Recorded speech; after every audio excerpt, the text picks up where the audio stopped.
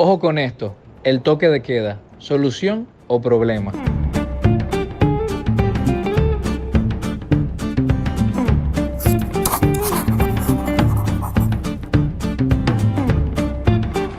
Ojo con esto, el COVID, la actualidad, la República Dominicana, el sistema de salud pública, la economía, eso es lo que vamos a hablar ahora. Entonces, Fernando, hemos escuchado varias recomendaciones de varios doctores, médicos dominicanos, que están de acuerdo con el tema del toque de queda. Algo que yo, en nombre de todos, digo que nos tiene harto, aunque respetamos, ¿verdad?, ese tipo de decisión.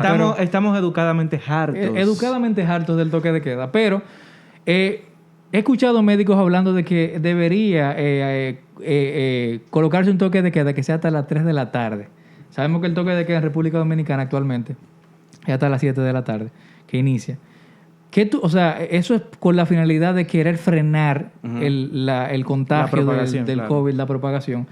Pero ¿cómo afecta esto a la economía? Sabemos que tiene una repercusión. ¿Cómo tú ves el tema del toque de queda? El problema de los médicos, colocarlos en posiciones de creadores de política pública, o sea, de opinar sobre qué es lo que se debe hacer con el sistema y con el tema del COVID-19, es que lo ven solamente desde el punto de vista personal, del servicio personal. Ellos son los que están enfrente de la guerra.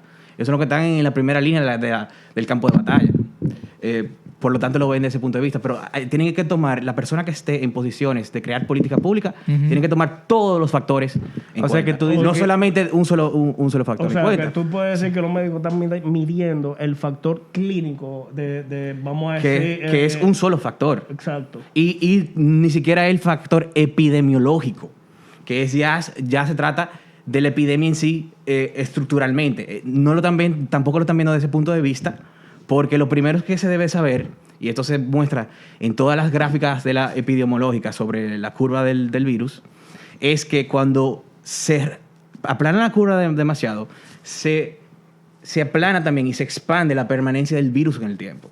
Es decir, el virus, alargamos la vida del virus en el tiempo y por lo tanto terminando contagiando más gente a futuro, a final. Cuando se aplana la línea de... Correcto. Entonces, mientras más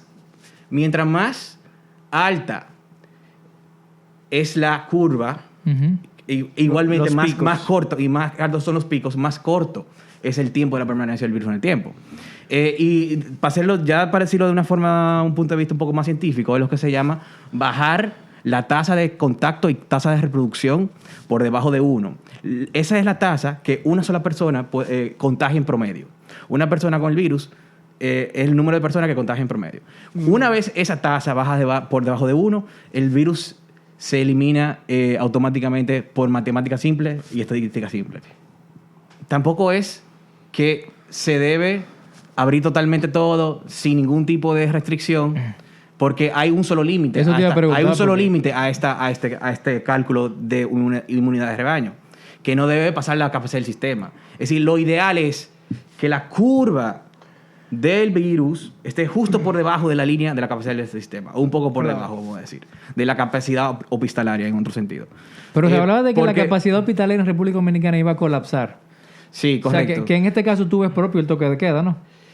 Sí, pero de otra forma. ¿Cómo tú lo ves? Estaba correcto. A ver, la primera etapa de toque de queda hasta el día 30 de abril estaba correcta, ¿verdad? Eso también se supone que había que aprovechar ese tiempo para aumentar la capacidad del sistema. No se hizo. Esta, la que se hizo a partir después de las elecciones, en julio, la segunda gran etapa, estaba correcta, pero no de la forma ideal y no por tanto tiempo. Okay. Entonces, lo que había que hacer, y ya yendo al punto tuyo, es focalizar el toque de queda. No un toque de queda general. Por sectores. Tampoco por sectores, tampoco por clase. No es clasista. Es por responsabilidad individual, es por comportamiento. Entonces, en los sitios, en los lugares donde se suele exhibir estadísticamente un comportamiento irresponsable, es decir, aglomeraciones masivas, ahí es que se debe prohibir y ahí es que se debe perseguir. Okay. No a los restaurantes donde ya hay distanciamiento social, que si alguno de ustedes ha ido, se da cuenta que las mesas están lejísimas. Sí, claro. Y que los camareros parecen extraterrestres de tanto que están cubridos. Robados. Exacto, autornata. Entonces, debe ser focalizada. Entonces, que se prohíba, por ejemplo, en el malecón. Que no se pueda utilizar el malecón después de cierta hora. Colmados. Bombas de gasolina de noche. Calles de ciertos barrios.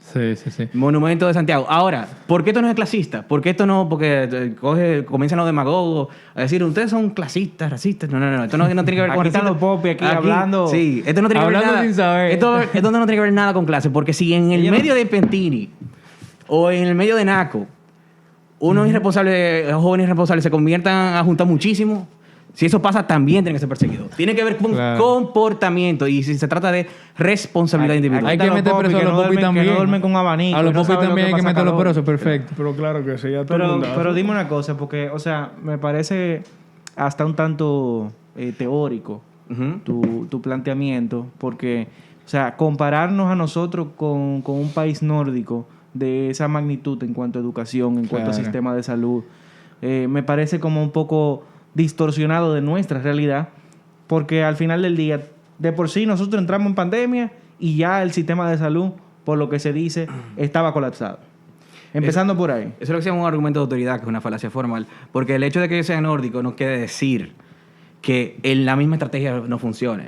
Ahora bien, ¿qué hay que hacer? Como dije, hay que aumentar la capacidad del sistema, que también hice una propuesta para eso aparte. Pero al mismo tiempo que se hace este toque de queda focalizado por comportamiento, se debe también aumentar la capacidad del sistema. Y eso no se hace con más gasto público.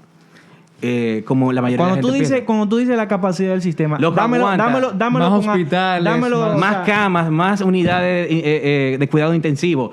Ya los respiradores y ventiladores se ha comprobado que no se necesitan, realmente no son convenientes. Pero es que se pueda recibir más pacientes de COVID. Tú dices que eso no se hace con más gasto público. No funciona con más gastos públicos. ¿Cómo funcionaría eso? Vamos a entrar en el tema. Mira, como ustedes saben... Pero antes de entrar en el tema, quiero puntualizar Sí. algo. Y fue algo que tú mencionaste, Sí. que me interesó mucho. Y fue el tema de la estrategia.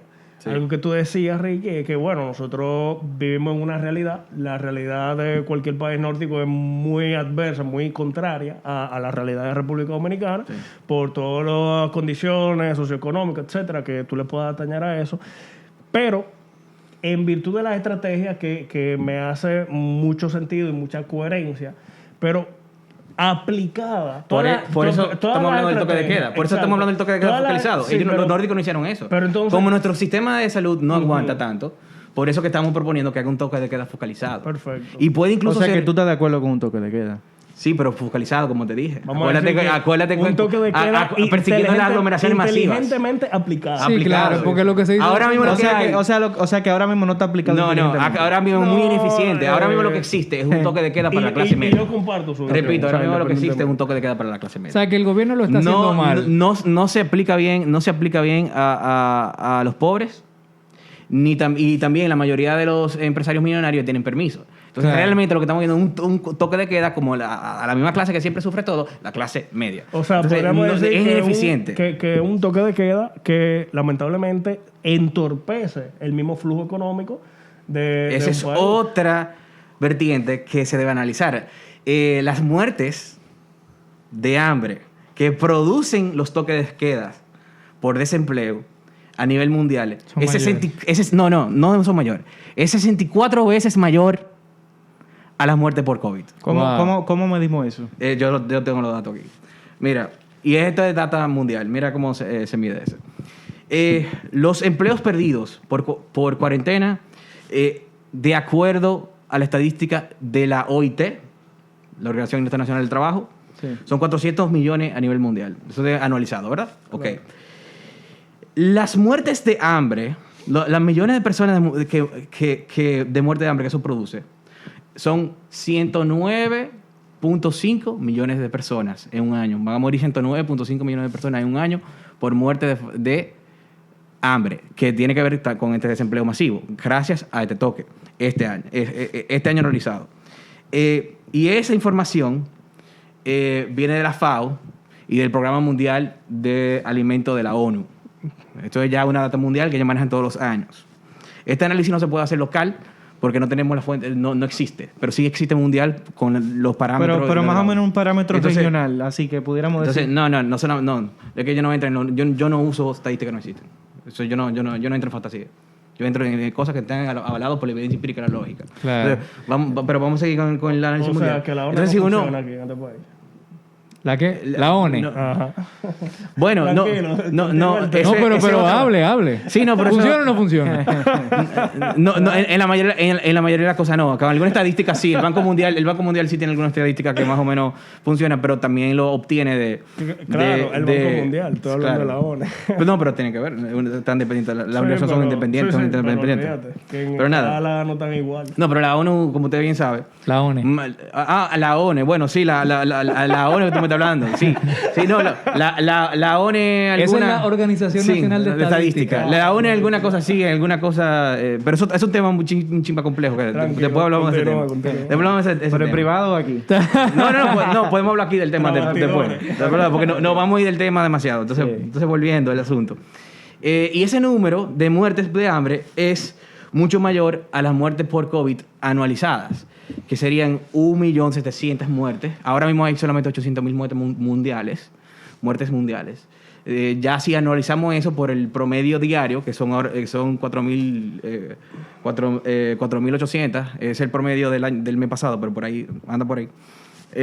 Si anualizamos eso, son 1.7 millones de personas.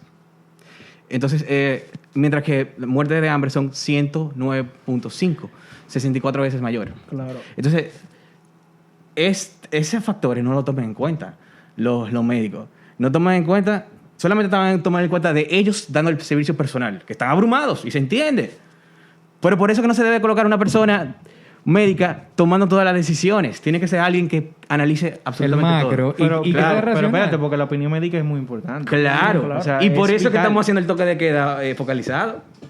No es por otra cosa. Y también por eso es que deberíamos de subir la capacidad del sistema, que todavía no he hablado de eso. Esa es la otra vertiente. Tú hablaste de subir la capacidad del sistema hospitalario dominicano sin Sí. aumentar el gasto público. Sí, vamos a Yo quisiera ver cómo es que esa magia ocurre. Te explico. No es magia. Porque No es magia. Y antes de responder... es lo que está esa- falado en la evidencia. Antes de responder esa pregunta, que voy a hacer otra pregunta que va muy relacionada a la que dijo Isaac. Sí.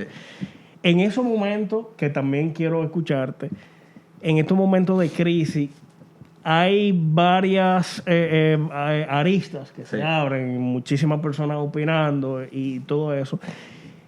Ser keynesianismo o de Friedman para esta crisis. para ¿cuál es esta lo- crisis y Pero en primero- lo No, particular... el keynesianismo no funciona nunca. No. Pero vamos... Y en particular... Señores, yo no sé de lo que ustedes están hablando ahora mismo. Y en particular, Tienen que explicarme a mí. En particular, con la pregunta que te hizo Isaac. ¿Cómo se mejora esa ¿Cómo se cosa? podría Sí, mejorar pero- en virtud también pero- de esas dos teorías? Sí, pero primero voy a responder eso. Dale. Después Mira, eso, porque Fernando, vamos perfecto. con esa pregunta podemos durar 2 años. Sí. No, y con esa Como pregunta este tiene que explicarme a programa- mí, porque yo Claro, soy pero ignorante. mira, de ese tema. Fernando, tú vas a explicar ahora el tema del gasto público. Sí. Eh, El tema de subir la capacidad del sistema sí, que no tiene que ver con el gasto exactamente, pero cuando vayas a explicar lo de Henry brevemente, tienes que contextualizar a la audiencia. público. Claro. Claro. O sea, que Claro, arranca no. primero. Vamos a Perdón, dejarlo de él. audiencia. A la audiencia y Vamos a a dejarlo Ricardo de él también. separado después que yo te explique esto. Tranquilo. Está bien, dale. Vamos a explicar de todo sin Entonces, ¿cómo se mejora el sistema hospitalario sin aumentar el gasto público? Mira lo que sucede. Hay dos vertientes. O sea, hay dos sistemas en el sistema de salud. Está la red de proveedores públicos, que son todos los hospitales públicos, que son a los cuales tienes acceso los que están en el régimen subsidiado, y está la red de proveedores de servicios médicos privados, Ujú. que son todas las clínicas y hospitales privadas, etc. Entonces, a la cual también tiene acceso lo del régimen contributivo, que son los que están en la TCS y tienen su empleo, donde hay más de 2.5 millones de personas, 4 millones, escúchame, y tienen acceso a eso. Entonces, ¿qué pasa? Todo el mundo sabe que el sistema de salud pública está colapsado, o sea, no funciona. Previo a A la esta pandemia, crisis, sí. los hospitales se están cayendo a pedazos, no hay recursos de nada, no sirve de nada, y uno ve, hay literalmente hospitales que literalmente se caen en este país. Uno nada más que ve un reporte de Nuria o el Lice Sí, y se sí, ve sí, todos los sí. días. Como el que vimos Eso, no sirve. Y uno no de Nagua, sirve, que no es eso por estaba- casualidad que no sirve. No solamente un tema de corrupción. Mira, los incentivos por los cuales el sector público normalmente no funciona es porque primero no tienen los incentivos de los beneficios económicos. El ser humano se mueve no por aire, no por un ideal, se mueve por algo Motivación, monetario, una claro. motivación monetaria, que Claro. es lo que se llama refuerzo positivo en psicología. O sea, no es algo teórico, sino es para vivir mejor, para poder comer, para poder satisfacer sus necesidades, Claro, etc. claro. Eso es obvio. O sea, en el Estado no existe eso. No existe beneficio económico, no existe empresario, no existe inversión, no existe retorno. Los funcionarios públicos tienen retorno, no. Sí, o sea, está bien, entiendo esa parte, pero... Pero hay contribución económica, hay un sueldo. Sí, hay un sueldo, pero no es lo mismo que no, pero es que todo también depende del mindset de la persona. O sea, pero espérate. Dame un chance, Ricky. Es un salario, no es algo proporcional. No hay utilidades ahí. No hay utilidades. Sí, pero acuérdate de algo.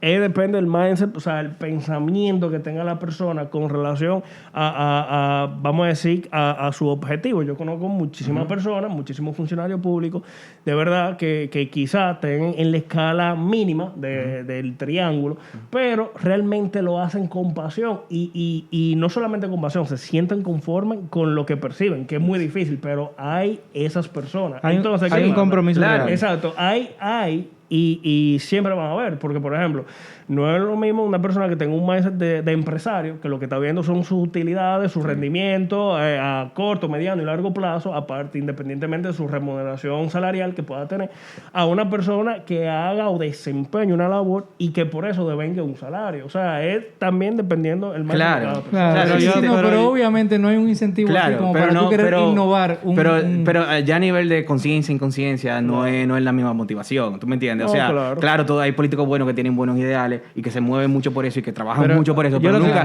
conscientemente nunca lo mismo. Esto es de acorde a la evidencia empírica. O sea, empíricamente no es lo mismo. ¿Tú me entiendes? Claro. Tú puedes decir, sí, hay funcionario público. Hay funcionario público que le importa mucho. Sí, claro que sí, hay mucho. Ricky, tú ibas a pero no es lo mismo. Lo que pasa es que basado en tu planteamiento, o sea, realmente... Acuérdense que hay incentivos. Sí, o sea, basado en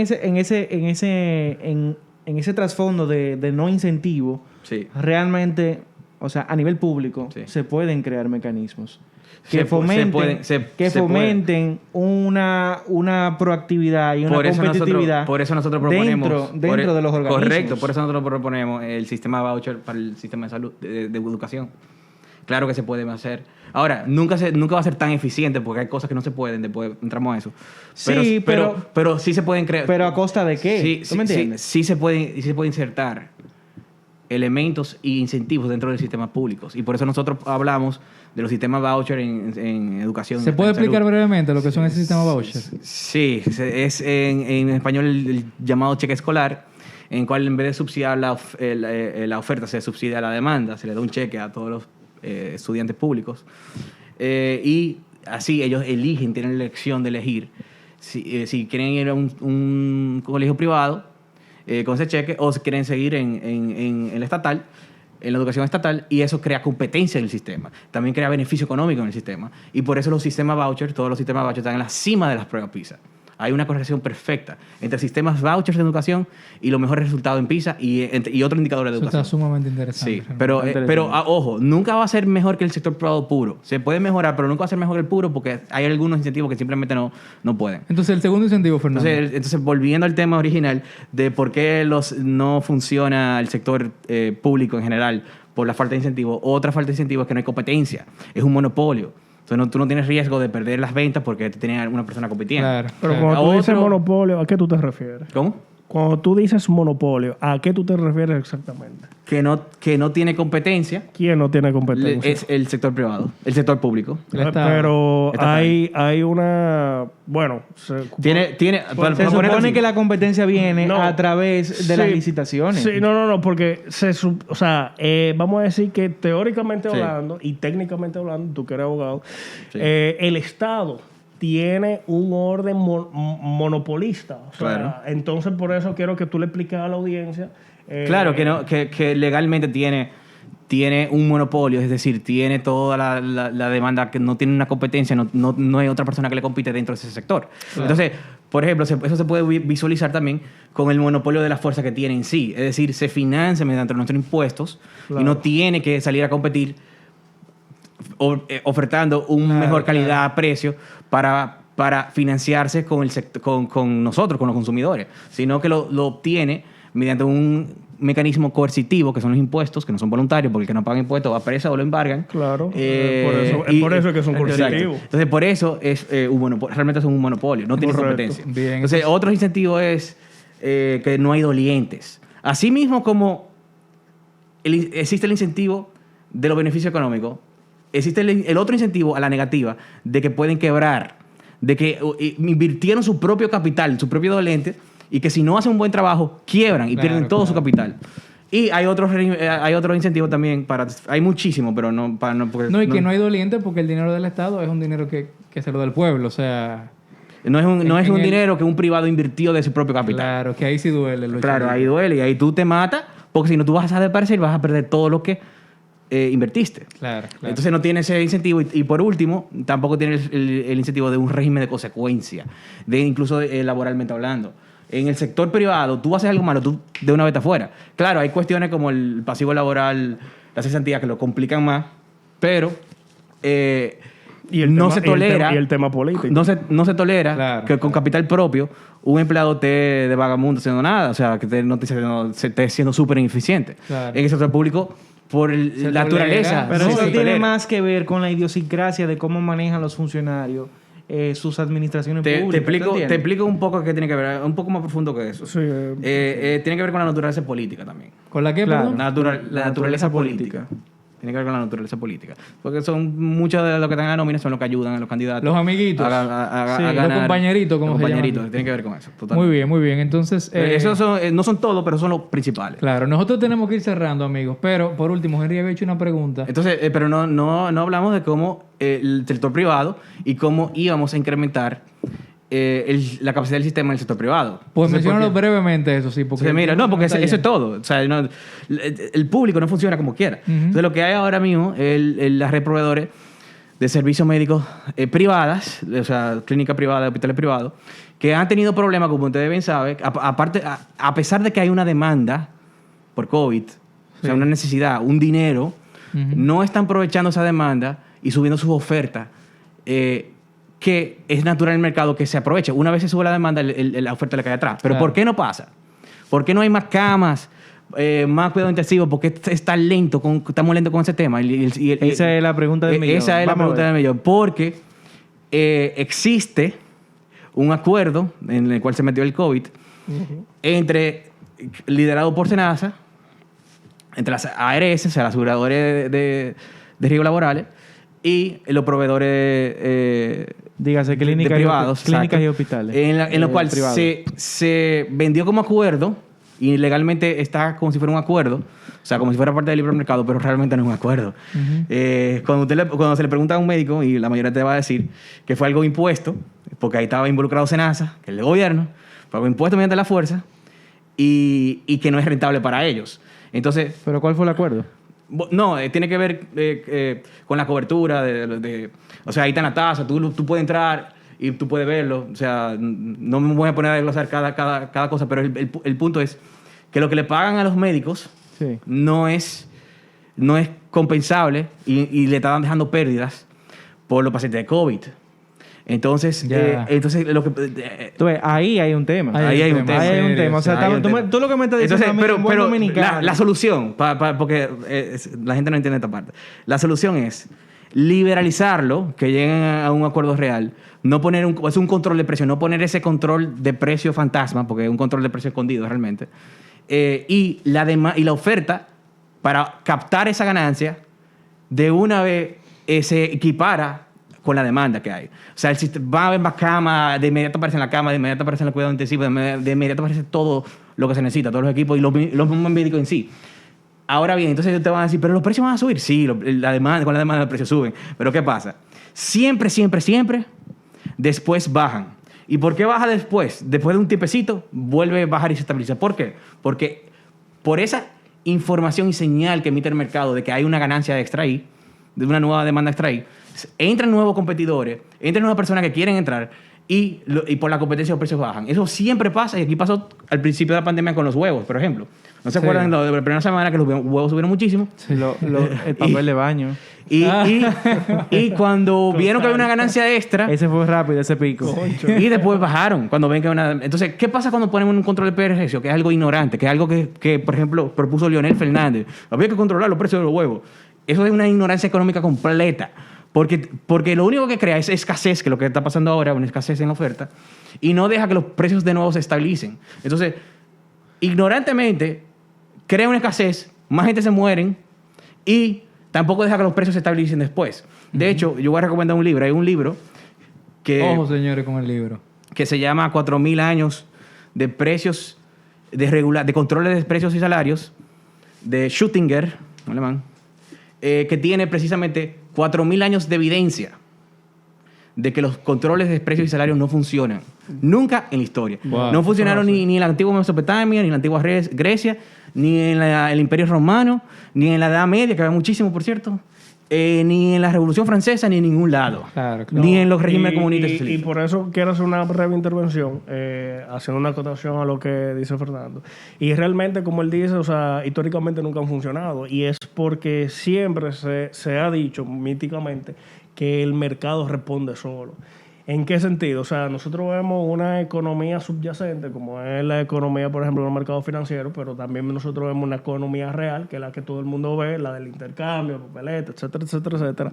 Y nosotros podemos ver cómo la economía... Que están conectadas, exacto, por cierto. Sí, están conectadas, que Claro. incluso, bueno, una depende financia de a la otra, otra. sí. Exacto. Entonces, ¿qué sucede? Cuando tú quieres controlar, tú haces injerencia directa en esa misma, como lo estaba explicando Fernando, en la misma demanda, en la misma oferta que se puede crear de manera natural porque el mercado habla. Entonces, cuando hay un Estado que quiere, por ejemplo, tomar la injerencia de, sino de atribuirte un precio, mata lo que es la naturalidad del mercado. Ahora bien, Mata los incentivos. En ese mismo sentido, por eso es que el Estado, en vez de imponer, debe de regular. Tú ves, por ejemplo, en Estados Unidos o en cualquier parte del mundo, que en vez de imponerte un precio, como te decía Fernando, lo más sano es simplemente regular. Cuando te hablo de regular, es que simplemente... Hay que tener cuidado. Ajá. con eso. Hay que vigilar. O sea, ¿Por qué hay que tener cuidado? Mira. Sí, Porque las regulaciones no funcionan. Sí, pero hay algunas que sí, segundo. pero hay una diferencia, te explico. Sí, no, lo que pasa es que hay un hilo muy estrecho. Sí. Hay un hilo muy estrecho. Y cuando yo, por lo menos en este ámbito, para no meterme tanto, porque puede ser un tema muy largo. Profundo. Exacto. Cuando hablo de la regulación, estoy hablando es simplemente del comportamiento, porque hay mala práctica. O sea, yo te puedo decir un sinnúmero de mala práctica de empresarios predominantes que te pueden quebrar en 1 o 2 segundos. Y yo me refiero, por ejemplo, simplemente al vigilo, no a la imposición. Yo estoy en contra de la imposición porque la imposición lamentablemente mata. Y es donde hay un hilo muy delgado, simplemente de vigilar las buenas prácticas a tú hacer injerencia en las prácticas. Sí, mira, yo te lo puedo desglosar la diferencia. Basado incluso en Hayek, que fue el que me estudió este tema. Brevemente, porque tenemos que pasar a las soluciones finales para cerrar. Sí, bien brevemente. Mira, la diferencia está entre las regulaciones contra la competencia, que crean incentivos contra la competencia, y las regulaciones que son naturales en el mercado y para proteger la propiedad privada. Por ejemplo, contra el engaño, la estafa, Sí. y un reguero, y contra que sean informaciones transparentes, etcétera. Es decir, reglas que son aplicadas general en la sociedad, claras, y no en contra de la competencia, contra otras que son contra las competencias y que por su naturaleza de permiso, etcétera, no son generales, sino que tú tienes que fulano te dé un permiso, etcétera, etcétera. Uh-huh. O sea, son muy diferentes. Ahí básicamente se divide la línea. Pero es mucho más profundo que eso, Ok, pero eso de forma por arriba. Bueno, para Sí. nosotros cerrar, Claro. Fernando, ¿cuáles son esas últimas? Ya tú has dicho algunas, pero Sí, las en soluciones conclusión. más racionales o más funcionales Sí. de todo el manejo global que ha tenido el tema del COVID para sanear el tema sanitario y el tema económico. ¿Cuáles son esas últimas Lo que se debe hacer en República recomendaciones? Dominicana. Exactamente. ¿Qué se debe hacer aquí? Lo que se debe hacer en República Dominicana es, primero, eliminar el toque de queda general que hay. Luego la gente brincando en este video. Y sustituirlo con un toque de queda focalizado por comportamiento. En los sitios donde hay aglomeraciones masivas, donde suele haber estadísticamente aglomeraciones masivas, como barrios, bombas de gasolina, colmados, malecón, Monumento de Santiago, etc. Bien. En base a comportamiento, no clase social. Bien. La segunda parte es liberalizar el sistema, como te había explicado, dentro del sistema, dentro de la salud privada, para aumentar la capacidad del sistema. Eso se resuelve de una vez y los precios vuelven y bajan. Entonces, de una vez aparecen todas estas camas y todo lo que necesitamos y el sistema aumenta su capacidad. Y con estas dos cuestiones, logramos que el virus en el tiempo se acorte, la permanencia del virus en el tiempo, porque le da más gente obtiene la inmunidad a más corto plazo, y cuidando al mismo tiempo las personas de alto riesgo, porque ya va a haber un aumento en la capacidad del sistema. O sea, esa es la parte más eficiente. Tú tienes esas dos recomendaciones finales y tú entiendes que eso pues repercute en todo el sí, eso se soluciona positivamente. Eso soluciona todo el problema. Ok, o sea que no es 100%. Tan difícil, Ricky, realmente. Bueno, ¿qué te digo? O sea, y a lo que sale la vacuna también. Yo lo que digo es que la gente tiene que sacar sus propias conclusiones, pero ser críticos en realmente en qué nos estamos basando para tener nuestro pensamiento. ¿Por qué pensamos como pensamos? Claro. Y él ha puesto sus argumentos sobre la mesa. Yo en base a evidencia y lógica. Quizá esté de acuerdo con algunas cosas, quizá algunas cosas no esté de acuerdo, pero yo creo que se trata de la diversidad de opiniones, pero que realmente tengamos criterio. Y yo pensaba que Fernando era un tipo más radical. Yo pensé que le decía, eliminen el toque de queda. Y yo, bueno. Yo pensaba que él iba a soltar el toque de queda en banda. Full. Por lo menos lo dejo racional. El hombre no es tan radical. No, y siempre ha sido mi posición al principio. De hecho, yo siempre he apoyado la primera parte de la cuarentena, hasta el 30 de abril. Y también en julio dije mi opinión sobre que el toque de queda debe ser focalizado. Sí, claro. O sea, siempre... lo que pasa es que la gente tiene una impresión de ti como medio de dictador. No, pero no es así. Fernando no. Esas son algunas personas que te han dicho eso, pero no te... Hitler encarnado en República Dominicana. Señores, gracias por estar con nosotros en esta nueva oportunidad. Aquí estuvimos viendo la cura del COVID-19, que no es tan difícil, fíjense. O sea, simplemente con 2 recomendaciones, pues uno lo logra. O sea que lo de siempre, síganos en nuestras redes sociales, denle like a este video, compártanlo y recuerden suscribirse a nuestro canal para ver más episodios como este.